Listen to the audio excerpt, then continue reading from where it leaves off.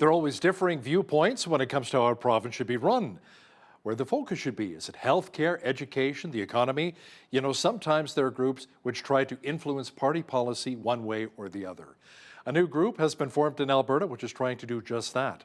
It is called the 1905 Committee. Joining us now to discuss this is Nadine Wellwood. She's the co-founder of the 1905 Committee, and she joins us from beautiful Fort Macleod. Nadine, welcome to Bridge City News. Thank you so much for having me, Hal. It's an absolute pleasure to be here. You're welcome. Now, where did the name 1905 Committee originate?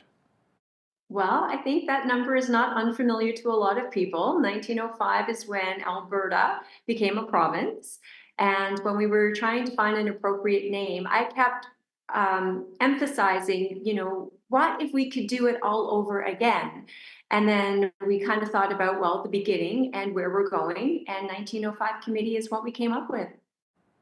So tell us a bit about your background in provincial politics and explain why you felt the need to start up the 1905 Committee. Absolutely. So my background provincially started actually from a federal perspective, and I had started doing some work with the People's Party of Canada in 2019, 2021. And then when Daniel Smith was elected the leader of the UCP, I thought we would see some true grassroots changes there. And I decided to throw my hat in the ring, actually for the Livingston-McLeod riding. And I was disqualified, regrettably, by the executive at the UCP. I guess I have very strong and opinions, and that's not always popular with party politics. I'm not, I guess, as easy to control as they would like. And from there, my background is a chartered investment manager, so I've been obviously following economics for at least 2 decades, and of course, politics drives a lot of the economy. And so when politics sort of arose as an opportunity for me to get involved, I took kind of my background and meshed that a little bit with what I have been learning over the last 6 years. And thus, we looked at what was missing, truly missing in the space as far as true representation by the people. And 1905 was born. So did party officials with the UCP explain why you weren't able to run for the party?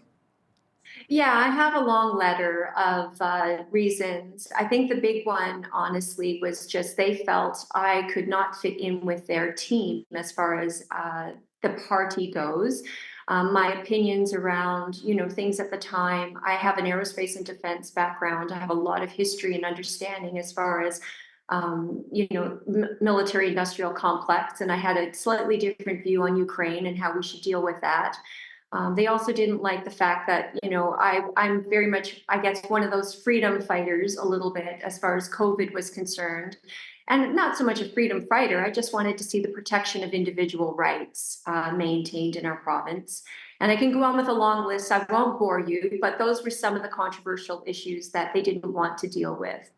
So Nadine, what are some of your core goals with the organization 1905 Committee? So some of the core goals, really, I'd say that if you had to pick one, it's about leadership accountability. A promise made needs to be a promise kept. And it doesn't matter who I speak with from any different political background, they all agree that if you're going to campaign and you're going to run an election, you need to follow through once you've been elected on those promises. And so one of the policies I probably would think our most popular policy that we are now currently pushing here in the next UCP PM is leadership accountability. So you have 24 months to fulfill your campaign promises, verbal or written, doesn't matter. You made a promise, you have 24 months to keep it. If not, you go back to a leadership review, and now you have to account to the people who elected you as to why you did not fulfill those promises. So if there's one area I think that everybody can agree on in this province is we need more accountability from our government. Nadine, you just recently launched. What kind of interest has your group been generating so far? We have generated quite a bit of buzz, actually. There's been a lot of talk, a lot of speculation, a lot of rumors, people trying to figure out how we fit into the political spectrum, which is great for us because, of course, it's really gotten the word out there. People know we're here and we exist. Um, so it's been a lot of fun, very exciting. But the reality is, we've got Edmonton's attention, and I think that's really what we've been trying to do. And we are attracting people from all different political spectrums and all different backgrounds. Obviously, we have a more of a conservative focus, but the principles, we are about principles and policy. And because we're about principles and policy, we really do appeal to a lot more people in a very unifying kind of way. So how many members would you say you currently have? And are you receiving some good financial support so far? We are getting lots of good financial support, small donations, some bigger donors as well. I wouldn't even begin to guess at this point. I've been so busy just really pushing the agenda, getting out to places like this. I haven't really focused on counting numbers. So we'll have to get back to you with that number. Now, I'm curious to know, Nadine, are you getting a lot of people from the Take Back Alberta campaign, maybe switching over to yours? It's been interesting. We've had a lot of opposition in some respects from the Take Back Alberta. There seems to be this thought that we are trying to get rid of Danielle Smith. And there are very much fans of Danielle Smith. And for us, it's not about the leader, it's not about the party. It truly is about accountability. But because some people do feel threatened, I think it's kind of got people's attention in some respects. We've become a target for some individuals to come after on the Take Back Alberta side. And then there's other people who have been really disenfranchised with the fact that Take Back Alberta has become a little bit more a David Parker organization. It served this province so well in so many ways in re-engaging the citizens politically. I think where it missed out was it needed a broader base and a better foundation. It was sort of formed around one concept: get rid of Jason Kenney. And for us, it's about leadership accountability, and we're really going to focus on principles and policies. And I think when people understand that, I think some of the fear and some of the threat will go away to some of these other organizations. And we are really something that they can actually be a part of as well. We're not looking to replace anybody. We're just looking to kind of be this bigger umbrella tent where there's a place and a home for everyone. So what is your current view of our Premier, Danielle Smith?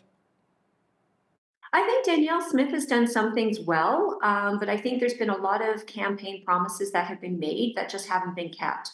And I think there's been some, in my opinion, poor judgment decisions made. We did a Redford survey poll, and a lot of people didn't agree with the fact that she appointed Alison Redford to uh, a crown corporation. Of all the people in this province, as far as even conservatives, I think Alison Redford is one of the least liked. And I think that was a poor judgment decision on her part. She's promised tax reduction. She hasn't followed through on that. For me, it's about priority. If you're going to, talk about a high-speed train between Calgary and Edmonton before reducing taxes, as you have promised in your campaign, I think, again, that's a lack of judgment. Let's talk about some of the campaign promises from our Premier, Danielle Smith. One of those being amending the Canada-Alberta Cooperation on Immigration. Alberta does need people, but you believe perhaps similar to Quebec, we should be a little more cautious about who comes to live here in Alberta? Absolutely. Economically, you have to have the economy able to keep up with the number of people that are coming into the province. And we have migration, I think, issues as well. We have a lot of people moving to Alberta because Danielle has rolled out the welcome mat. And she's even commented that we need 10 million, or she expects to see 10 million people in the province in the next 20 years. Housing, economy, jobs, we just do not have the capacity for that. And so I think we need to take a very realistic approach with what realistically we can accomplish, what we can do. And again, Quebec is a very distinct society, but so is the West. Alberta has a very specific, distinct culture, history, and I think we risk losing that by allowing too many people into the country without proper measures to integrate them properly into our society. Now, Nadine, you would like to see the UCP get the province back to a flat tax. Why do you feel that's so important? And how soon would you like to see that implemented? Well, two reasons actually. We had an Alberta advantage for a long time, and it was one of the least expensive places to live. And business boomed here, entrepreneurs boomed, freedom really flourished. And I think if we could get back to that, and I think taxes is a huge part of it. Right now, Alberta is not an inexpensive place to live. We pay a lot in taxes. And I voted instead of just reducing taxes to go to a flat tax for two reasons. Not only does it keep more money in the pockets and the jeans of Albertans, but it also will help with political favors.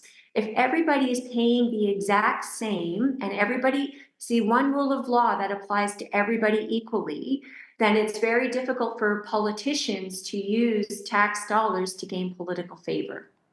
Now, let's discuss leadership accountability for just a moment here. You believe the party brass should implement a mandatory leadership review 2 years after an election if campaign promises haven't been fulfilled. Who would really determine this? I think if we put that into a policy at the UCP, at the NAGM, everybody votes on it, and we really push this through. Politicians honestly believe that they are held accountable once every 4 years at the polls. And the greatest amount of influence I think we as individuals have are at the AGMs and at the political party level. And so I think if we can, as a grassroots movement, we're supposed to be a grassroots organization, can push a policy like this, it holds politicians to account. The worst thing I think that can happen with a politician is they get too comfortable. And I think being a little uncomfortable and knowing there are people watching and now they are accountable for what they say and have to follow that through with appropriate action is the best way to return politics to a more grassroots, honest, open, transparent way of working.